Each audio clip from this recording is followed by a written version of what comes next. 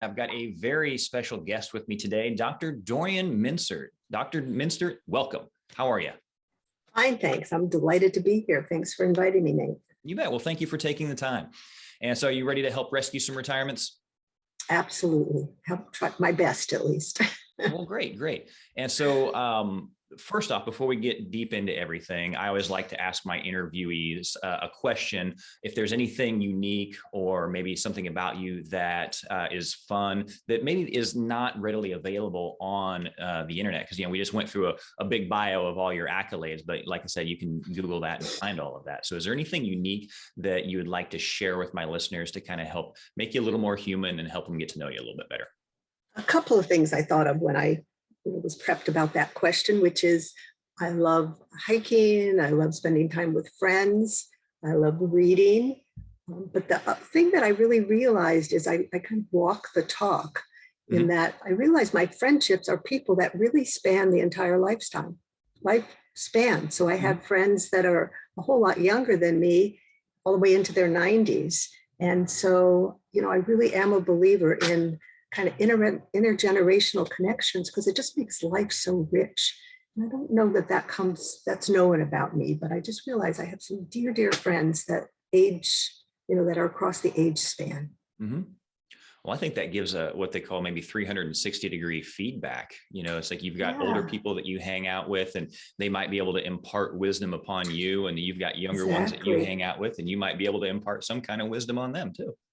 Exactly. And I just think that's really important for your listeners to realize. I really am a believer in learning from and being able to transmit our knowledge to, we're kind of sages and seekers. I think that's and any good leader always has someone else that they're following as well, because we're never done learning. There's always someone out there that has more information on something that we don't. And so that it could always impart some kind of wisdom to help us unlock something that we might be going through or dealing with at the time. Absolutely. And I think just to add one piece to that is so often people say, well, there aren't role models now for how to live this next stage of life because we're living longer. There really are. So I just invite your listeners to kind of think about who they know that are older that really are role models, and they may not have thought about them that way. Yeah, absolutely. Very good advice. All right. So I wanted to start out with, the bio on your website. One of the promises that you have there is to revolutionize the concept of retirement. And I know I've had several interviewees on that have wanted to just kind of get rid of the whole term retirement itself, right? But revolutions are usually driven by some type of frustration or some type of injustice or the need for change. So why is it that you feel like retirement needs to be revolutionized? I think there are a few reasons for it. I think it's an obsolete term in some ways because now that people are living longer, many people want to keep working, many people have to keep working. And I think that back when the term was kind of coined, actually it was coined in Germany, but it also is associated when Social Security first started. And, the lifespan was much shorter. And by the time people reached 62 or 65, they were so totally burned out. And now, we really are living longer. And 62 and 65 is still part of mid-age.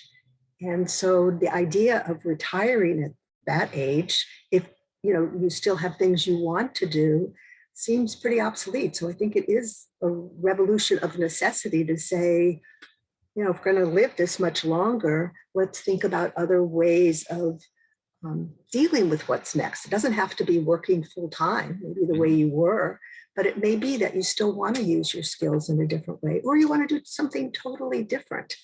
But you don't need to retire from life. I think retirement used to have a lot of these D words, detachment, despair, depression, death, and that was because lifespan was shorter and people retired and, within maybe 7 to 10 years, they died. And the exception was living longer. Now the expectation is living longer. And I think it's important to view it more as a journey and that there's a lot of important years ahead. So they're more our words, like let's revolutionize it, kind of rewire yourself, refire yourself, reinvigorate yourself, whatever word you want to come up with. Yeah. Instead of retire, it's refire. Exactly. And it used to be kind of a retiring from life. I mean, life goes on, and it's like how to stay engaged Mhm. as fully as you can for as long as you can. Well, yeah, because even the like talking about retiring from something, it's just to draw back from it.